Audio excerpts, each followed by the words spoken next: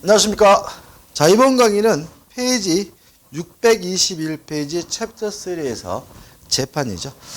일단 재판의 기본 개념에서 재판의 의의가 나오는데, 좁은 의미에서는요, 유무죄를 판단하는 절차가 재판입니다. 그죠? 광의로 하면 좀 넓어지긴 하는데, 뭐 법원이든 법관이든 법원 또는 법관이 하는 소송 행위를 다 뭐죠? 광의의 의미에서 재판이라고 합니다. 구별 개념해가지고 1. 법원과 법관의 소송행위. 다시 말하면 법원 또는 법관의 소송행위가 뭐예요? 재판인 거니까 그 외에 존재 수사기관이나 검사 또는 피고가 하는 행위는 피고가 하는 소송행위는 뭐죠? 재판이 아니라는 말이 나와 있고요. 그 다음에 2번 법률행위적 소송행위입니다. 따라서 사실행위로서의 소송행위는 재판에 포함되지 않는다는 거 주의하시기 바랍니다. 넘겨보시면 재판의 종류가 나와요. 일단 이 재판의 종류 중에서 중요한 것들은 뒤에서 자세히 다룰 거거든요. 그랬더니 여기서는 박스를 나중에 정리할 때 쓰시긴 하되 이 부분은 일단 뭐죠? 개념 정도만 보고 들어가자고요. 첫째, 재판의 기능에 따른 분류. 종국재판과 종국전 재판, 즉 중간 재판이 있습니다. 말 그대로 신급에 따라서 재판을 종결시키는 것, 끝내는 재판이 뭐죠? 종국재판이고, 또 종국전 재판이라는 것은 종국재판에 이르기 위한 절차에 관한 재판이 뭐죠? 종국전 재판이 되겠죠. 이 두 가지 재판의 결론이 다릅니다. 종국재판의 결론은 뭐예요? 유죄다, 무죄다고 하는 판결이 나오게 되고요.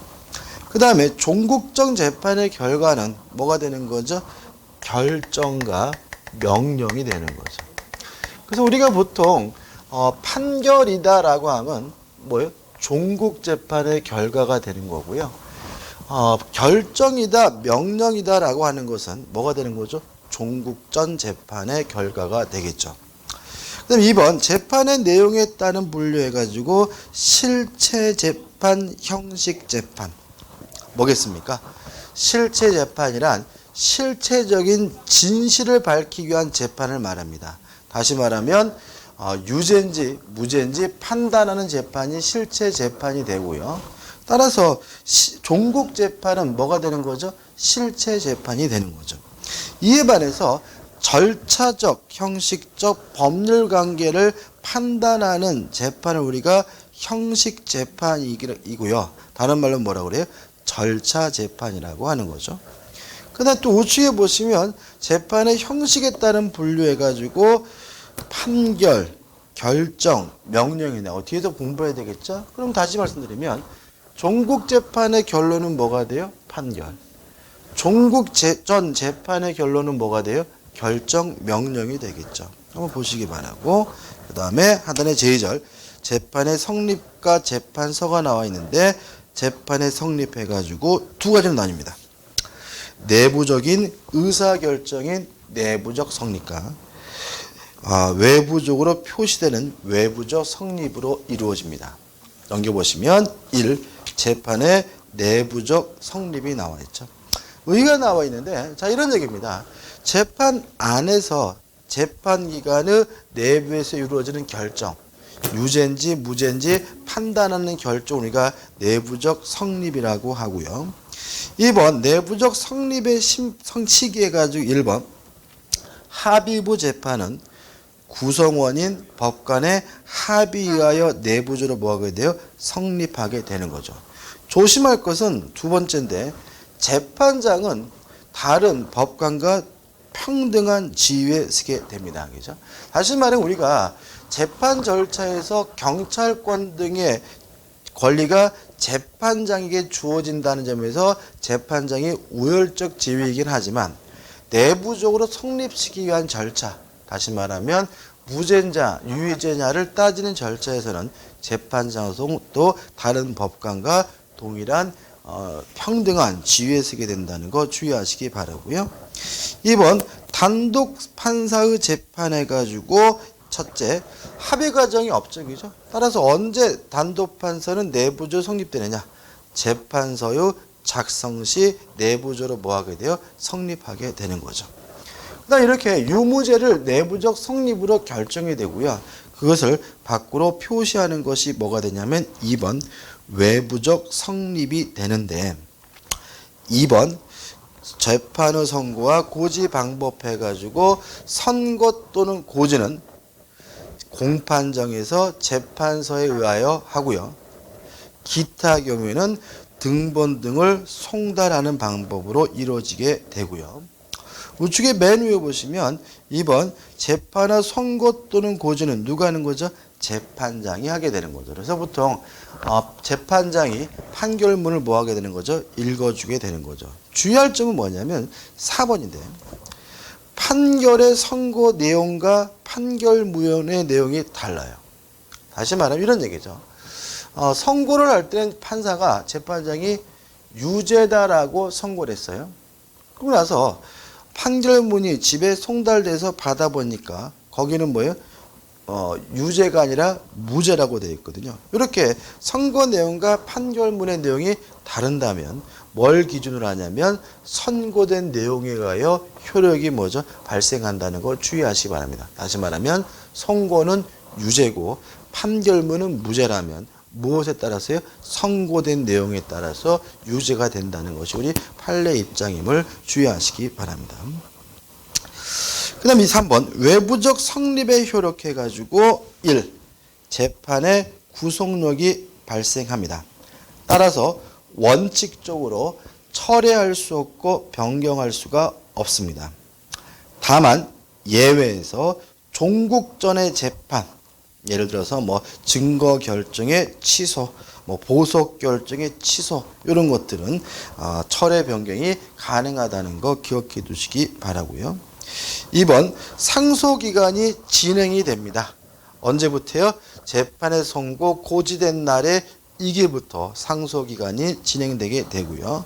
3번 구속영장이 실효가 됩니다. 그죠? 그 다음에 4번 재판의 집행력이 뭐가 돼요? 발생하게 되는 것이죠. 그 다음에 제2항 재판의 구성과 방식 해가지고 넘겨보시면 1번 재판의 구성이 나오게 되는데 주문해가지고 주문은 뭐냐? 최종적 결론을 말합니다.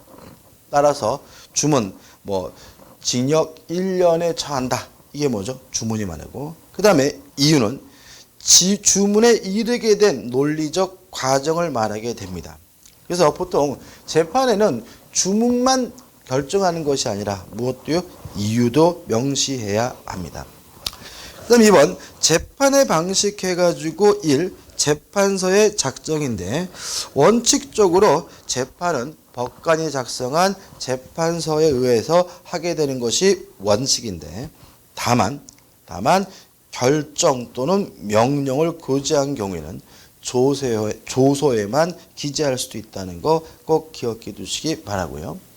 그럼 2번 이러한 재판소에는 뭘 적느냐 해가지고 1번 재판을 받는 자의 성명, 연령, 직업과 주거를 기재하게 되고요. 만약에 법인인 경우에는 명칭과 사무소를 기재하게 되고요. 또 판결서에는 공판에 관한 검사의 관직, 성명과 변호인의 성명을 기재를 합니다. 2번 또 반드시 재판한 법관이 뭘 해야 돼요? 서명 날인하여야 하고요. 그 다음에 3번 해가지고 판결서 기타 대법경 규칙 정하는 재판서를 위한 재판소에들은 서명 날인에 가름하여 기명 날인할 수 있도록 하고 있습니다. 원칙이 뭐죠? 서명 날인인 거죠. 3번 재판의 선고 고지 방식 해가지고 우측에 맨 위에 보시면 재판소에 의한 선고에 고지해가지고 원칙적으로 공판 정해서 재판소에 의하게 되고요. 또 기타 경우는 등본 등을 송달하게 되고요. 그 다음에 2번 누가 하느냐? 재판장이 합니다. 4번 재판소에 송부해가지고 나와 있는데 재판소 또는 재판을 지재한 조서의 등본 또는 초본은 재판은 선고 또는 고지한 때로부터 10일 이내에 검사에 뭐라 해야 돼요? 송부를 해야 된다는 거 기억해 두시면 되고요. 그 다음에 5번 소송 관계인은 재판소에 등초본을 청구할 수 있도록 하고 있다는 거 기억해 두시면 되겠죠. 그다음 넘겨보시면 이제 챕터 4 해가지고 본격적인 재판 해가지고 종국재판이 나옵니다. 일단 종북재판에서 첫 번째 나오는 게 뭐죠? 유죄 판결이죠. 그러면 제1항 유죄 판결이 뭐냐? 1. 범죄의 증명이 있을 때, 그러니까 범죄가 입증이 됐다는 거죠. 이런 경우에는 이러한 유죄, 범죄 사실을 선고하는 실체 판결이고 종국재판인 것이 뭐가 되는 거죠? 유죄 판결이 되는 거고요. 다만 2번 해가지고 형의 면제 선고 경우에는 판결로서 형을 선고하여야 한다라고 해서 유죄 판결이 원칙적으로 형을 선고하는 방식으로 이루어지게 되고요.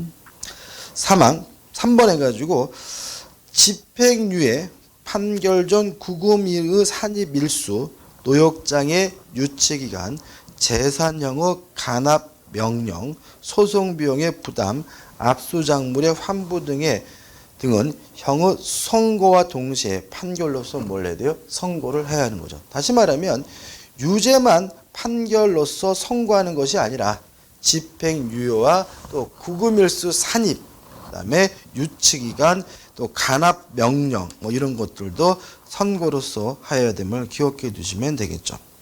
그 다음에 4번 해가지고 면제 또는 선고유예도 선고로서 하여야 합니다. 그죠? 정리해 보면 뭐 특별히 이거를 복잡한 듯 하지만 중요하지는 않겠죠. 그죠? 다시 말하면 변제 증거가 있었고 범죄 증거가 있었다면 범죄가 있다는 사실을 인정하는 판결하게 되는데 이게 뭐죠? 유죄 판결이 되는 거죠. 그럼 이항 유죄 판결할 때 명시할 이유를 뭘 적느냐? 우측에 첫째, 범죄될 사실을 명시해야 합니다. 자, 그러면 2번 범죄될 사실의 범위 뭐가 있느냐? 첫째, 구속요건 사실을 뭘 해야 돼요? 명시를 해야 되겠죠. 그래서 교재 나와 있는데 쭉 한번 보시면 될 것 같고, 큰 틀 구속요건 해당 사실을 명시를 한다. 넘기셔가지고 이 두 번째, 위법성과 책임도 특별히 명시를 해줘야 되는데, 주의하실 것은 뭐냐면 만약에 이런 거죠. 구속요건에 해당하지만 뭐 정당방위니까 위법성이 조각된다 그러면 위법성이 조각된다는 것에 대해서 어떻게 해요? 이건 무죄 판결이니까지만 아무튼 이 이유를 적어줘야 되겠지만, 만약에 구속요건 사실이 인정된다면 기본적으로 위법성과 책임은 뭐가 되는 거죠? 추정이 되는 거죠. 따라서 만약에 위법성 조가 사유 등이 없다면 굳이 별도로 판단할 필요는 없다는 거 주의하시기 바라고요. 그 다음에 3번 처벌 조건 해가지고 구속요건 사실은 아니지만 처벌 조건도 판결에 명시해야 된다는 거 기억해 두시면 되겠죠. 그 다음 4번 형을 가중하거나 감면한 경우인데, 첫 번째, 두 번째까지 가중 감면 사유는 뭘 해야 됩니까? 명시해 줘야 되는데, 다만 감면한 이유가 단순한 양형 사유인 정상을 참작한 경우에는 굳이 명시할 필요가 없다는 거 기억해 두시면 되겠죠. 그 다음에 이러한 사실을 명시해야 되는데 어느 정도까지 명시를 해야 되느냐? 5번 명시의 정도가 나와 있는데 A. 일반적인 정도다. 다시 말하면 범죄된 사실은 구속요건과 관계하여 볼 때 사건의 동일성을 인식할 수 있을 정도로 구체적으로 뭘 해야 돼요? 명시가 돼야 되는 거죠. 끝이에요. 그죠? 그 다음 B번 재수벌 명시 정도가 나와 있는데, 첫째 경합범은 각계 범죄 사실을 구체적으로 특정해야 하고요. 상상적 경합범도 실질은 뭐죠? 여러 개의 수재이기 때문에 경합범과 동일하게 각계 범죄 사실을 구체적으로 판시하여야 하고요. 이에 반해서 포괄적 일죄의 경우에는 구체적으로 개별적으로 명시해야 될 필요는 없고요. 포괄적으로, 그죠? 포괄적으로 판시하면 좋다는 거 기억해 두시면 되겠죠. 이러한 구성 요건 사실을 유죄 판결할 때 명시하게 됩니다. 그 다음에 두 번째, 증거의 요지도 명시하게 됩니다. 원칙적으로 증거의 요지도 명시해야 되는데 2번 증거 적시를 요하는 범위에 가지고 어느 정도까지 적시가 필요하냐 이 문제에 대해서 첫 번째 범죄 사실의 내용에 이르는 사실에 대해서 제한합니다. 다시 말하면 명시해야 되는 것은 범죄 사실의 내용을 이루는 사실로 제한되는 거죠. 따라서 소극적 증거까지 뭐 할 필요는 없어요? 명시할 필요는 없다는 거 꼭 기억해 두시기 바라고요. 두 번째, 피고인이 내세우는 알리바이는 범죄 사실은 아니기 때문에 증거 판단 요구하지 않는다는 거 기억해 두시기 바라고, 범죄 원인과 동기, 일시, 장소도 범죄 사실이 아니기 때문에 증거 적시를 요하지는 않는다는 것도 꼭 기억해 두시기 바라고요. 그 다음 맨 밑에 누범 전과도 변제 사실에 준하는 사실이기 때문에 누범 전과는 증거 적시를 요해야 한다는 것도 기억해 두시면 되겠죠. 넘겨보시면 3번 해가지고 방법이 나와 있습니다. 1번 어떤 방법을 해야 되는가?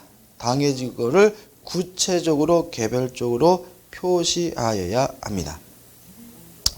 2번 만약에 이러한 제출된 증거가 적시된 증거가 증거조사를 거쳐서 증거 능력이 있어야지만 뭐 할 수 있어요? 적시할 수가 있는 거죠. 다시 말하면 증거 능력이 있는 증거에 한해서만 적시할 수 있다는 거 기억해 두시면 되겠죠. 그 다음 이제 세 번째로 법령의 적용. 다시 말하면 범죄 사실에 대해서 어떤 법령이 적용되는지를 뭘 해줘야 돼요? 명시를 해야 되고요. 그 다음에 네 번째, 소송관계인의 주장에 대한 판단도 뭘 해줘야 되겠습니까? 명시해 줘야 됩니다. 다시 말하면 이런 얘기죠. 피고 측에서 이러이러한 사실이 있기 때문에 나는 범죄가 아니다 라고 주장한다면 이러이러한 사실에 대해서 피고는 범죄가 아니라고 주장하지만 재판부 입장에서는 이러이러한 사유가 있기 때문에 그것은 뭐죠? 범죄다. 이러한 소송관계인의 주장에 대한 판단도 뭘 해줘야 됩니까? 명시를 해줘야 된다는 거 기억해 두시면 되겠죠. 뭐 그런 얘기면 되겠죠. 그래서 1번 의 나와 있고 2번 법률상 범죄 성립을 조각하는 이유가 되는 사실의 주장 해가지고 1번 범죄 성립을 조각하는 이유가 주장됐다면 그것이 왜 해당하지 않는지를 이유를 명시해 줘야 되고요. 넘겨보시면 2번 구속요건 해당 사유의 조각 사유에 대해서 주장이 있다면 그때는 그것도 주장이 있다면 그것도 해당하지 않는 사실을 어떻게 명시해 줘야 되겠죠. 학설 대립이 있지만 큰 의미는 없습니다. 그 다음에 3번 법률상 형의 가중 감면에 이유되는 사실의 진술에 대해서도 그것도 이유를 주장에 대해서 판단해 줘야 됩니다. 여기까지가 뭐죠? 유죄 판결이죠. 그럼 한번 정리해 보자. 큰 틀만 기억하시면 되는데 일단 종국 재판에 대해서 재판부가 유죄 판결이 내려진다면 유죄 판결에 대해서 범죄 사실 등을 어떻게 해요? 명시해야 됩니다. 그러면 명시해야 될 사유가 뭐가 있느냐? 첫째, 범죄될 사실, 구속요건에 해당한다는 사실을 명시해 줘야 되고요. 만약에 여러 개의 범죄라면 경합법이든 상상적 경합법이든 각각 범죄 사실에 대해서 개별적으로 명시를 해줘야 되는데 포괄일죄의 경우에는 포괄적으로 명시해도 상관이 없다.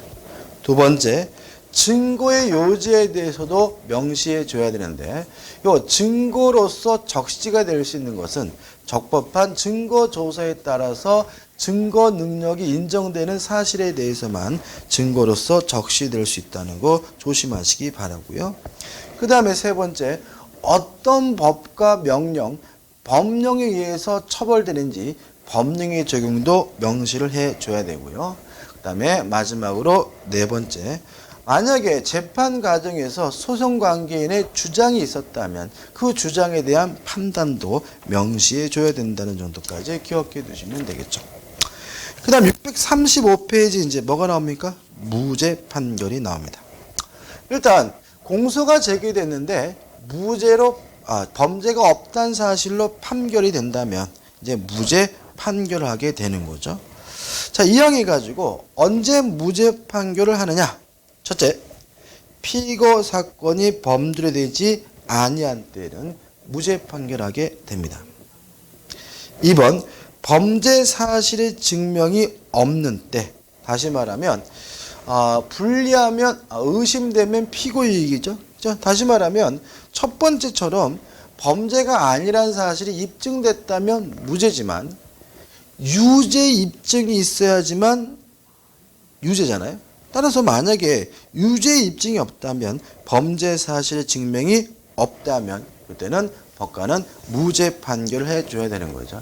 그래서 저는 개인적으로 이번에 그 사이다 사건, 그 할머니 사건에서 지금까지 밝혀진 내용을 보면은 저도 개인적으로 그 할머니가 유죄인 게 맞는 것 같아요. 유죄 같아요. 범죄를 그 할머니는 저지른 것 같아요. 근데 이것이 아무런 의심이 없는 확실한 증명이 이루어졌나? 우리 모두 다 어떤 생각을 가지게 돼요?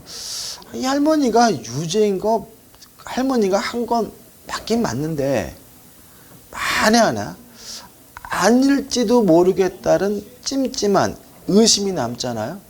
그러면 의심이 남으면 우리는 일반인들이야 댓글에다가 처벌해라 이렇게 쓸 수 있지만, 법관은, 판사는 의심이 나면 그때는 유죄 판결하면 안 되는 거죠. 그죠?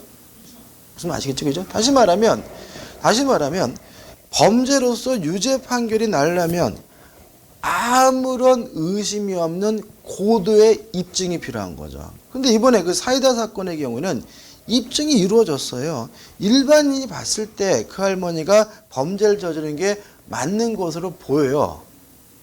근데 거기까지 좋은데 이게 아무런 의심이 없는 고도의 증명까지 이루어졌냐 이거죠. 조금은 의심은 가죠.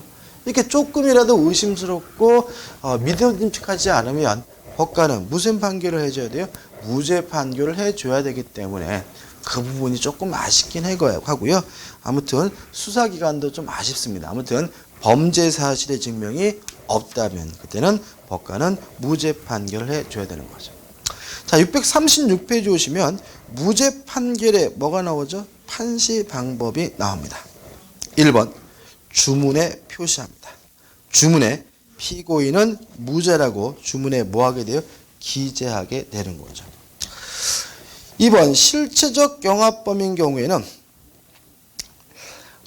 만약에 3개 개별적인 범죄를 저질렀어요. 근데 1개는 무죄고 2개는 유죄면 개별적으로 어떻게 해요? 2개는 유죄고 1개는 무죄라고 선고를 해줘야 되고요. 그 다음에 2번 상상적 경합범의 경우에는 만약에 수개 범죄자 중 일부가 무죄라면 그때는 어떻게 해요? 무죄로 판시할 수는 없겠죠, 그죠? 그때는 단술 일죄, 그죠? 무죄 부분에 대해서 진술하면 되겠죠. 다시 말해 이런 얘기입니다. 상상적 경합은 한 개 행위로 여러 개의 범죄를 저지른 경우잖아요. 근데 그 여러 개의 범죄 중에서 일부가 유죄고 일부가 무죄면 일단 재판 주문은 뭐죠? 유죄죠. 그죠? 유죄. 그죠? 다만 무죄 부분에 대해 그걸 어떻게 해요? 적어두면 좋다는 거죠. 그 다음에 결합범과 포괄적 경합의 경우에도 마찬가지로 판단하고 있음을 주의하시기 바랍니다. 그 다음에 4번 일죄 일부에 대하여 공소기각 사유가 있고 나머지 부분에 대하여 유죄의 증거가 없는 경우 판결의 주문에는 무죄만을 표시하고 공사기각은 판결위에서 설시하면 족하다. 이게 무슨 말이냐면 이런 얘기죠.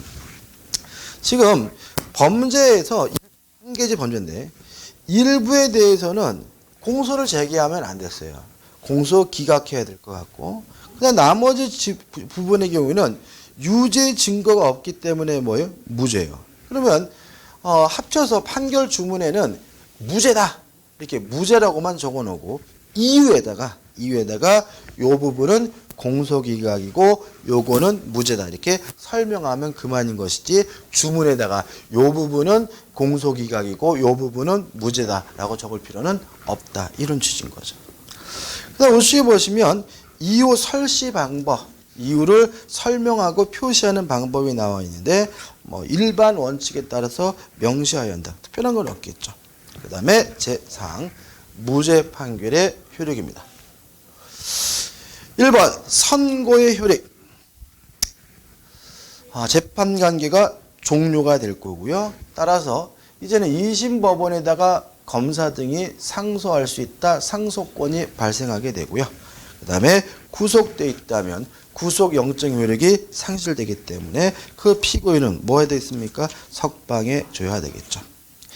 2번 확정의 효력 해가지고 기판력이 발생합니다. 그 다음에 3번 형사보상에 사유해가지고 무죄 판결을 받았다면 국가를 상대로 형사보상을 청구할 수가 있고요. 그 다음에 4번 무죄 판결에 대해서 검사는 상소할 수가 있지만 피고는 이미 자기에게 무죄 판결이 결정됐으니까 굳이 뭐 할 필요 없어요? 상소할 필요는 없죠.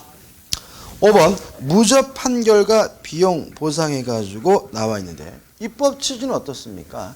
그러니까 우리가 지금도 마찬가지지만 언론에서 이미 재판이 진행되기 시작하면 그냥 그 사람이 범죄자인 것처럼 처리하죠. 그죠? 최근에 그 서울시향 사건의 경우에도 그 서울시향 대표가 뭐 남자분을 뭐 추행하고 뭐 이렇게 나왔잖아요. 그죠?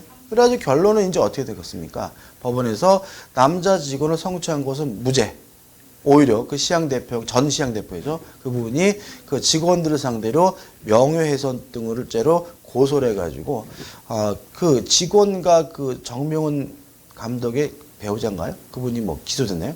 아무튼, 결과적으로 무죄 판결이 내려지더라도 손해가 뭐 되지 않아요? 복구되질 않습니다. 그래서 서울시향 대표 같은 경우는 가장 큰 문제는 뭡니까? 그 남자 직원을 성추행했다는 이유, 것 때문에 완전히 명예가 뭐죠? 극심하게 훼손됐죠. 명예훼손죄로 고소할 거고. 두 번째, 직장에서 잘렸죠. 그죠? 서울시향 대표에서 물러났잖아요. 그럼 이거에 대해서는 어떻게 해요? 공법상 이제 절차를 다투어서 다투어야 될 필요가 있는 거고. 그 다음 세 번째, 그동안의 비용도 어마어마하게 많이 들었겠죠. 그래서 이런 비용에 대해서도 보상을 청구할 수 있도록 형소법에서는 어떻게 해요? 개정 내용을 신설했다는 의미인 거죠. 넘겨보시면 개정이 나오는데 1번 비용 보상을 청구할 수가 있습니다.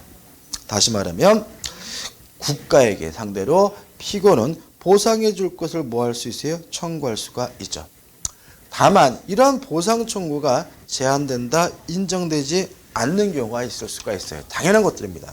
첫째, 거짓 자백을 하거나 다른 유죄 증거를 만들어 기소된 것이라고 인정될 때는 보상 청구할 수가 없겠죠. 지가 사람 죽였습니다 라고 거짓으로 자백했다. 이런 경우는 보상 청구할 수가 없겠죠. 두 번째, 만약에 여러 개의 범죄 중 일부는 유죄고 일부가 무죄라면 결론적으로 이 사람은 전체적으로 봤을 때는 뭐예요? 유죄, 처벌을 받아야 되기 때문에 그때는 보상을 청구할 수가 없고요. 그 다음에 3번 해가지고 형법 9조 및 10조 제1항 사유에 따른 무죄 판결이 확정된 경우에도 보상을 청구할 수가 없고요. 그 다음에 비용이 만약에 피고인의 고의과실, 책임질 수 있는 사유로 발생한 경우라면 그때도 보상을 청구하지 못하도록 제한하고 있습니다. 3번 보상 절차인데요. 일단 피고인이었던 자가 청구하고 어디서 결정하냐면 무죄를 판결한 법원의 합의부에서 뭐하게 돼요? 결정하게 되고요. 그 다음에 2번 제척기간, 행사기간의 제한이 있습니다. 무죄 판결이 확정된 사실 안 날로부터 3년 또는 무죄 판결이 확정된 데부터 5년 둘 중에 하나 이내의 기간에서 청구해야 되고요. 만약에 안 날로부터 3년, 판결 확정 시부터 5년 둘 중에 하나라도 지나게 되면 더 이상 더 이상 청구를 할 수가 없겠죠. 3번 이러한 합의부 결정에 대해서 즉시 항고하는 것은 가능합니다. 그 다음에 4번 비용 보상의 범위가 나오는데 일단 기본적으로 1번은 이해되시죠? 뭐 여비, 일당, 숙박료 누구예요? 피고인이었던 자신 그다음 변호인이었던 자에 대한 보수죠. 다시 말하면 여비와 일당과 숙박료와 그다음에 변호사 비용을 청구할 수가 있습니다. 그 다음에 2번 해가지고 만약에 변호인이 2명 이상일 경우는 어떻게 할 것이냐 이 문제에 대해서 만약에 변호인이 2명 이상이라면 대표 변호인이나 그 밖에 일부 변호인의 비용만 한정할 수 있도록 하고 있다는 거 기억해 두시기 바라고요. 그 다음에 준용 규정에서 내용이 나와 있습니다. 그 다음 우측에 보시면 이제 뭐가 나오죠? 관할 위반의 판결이 나오는데 관할 위반의 판결은 다음 강의 때 이어서 들어가도록 하겠습니다. 감사합니다.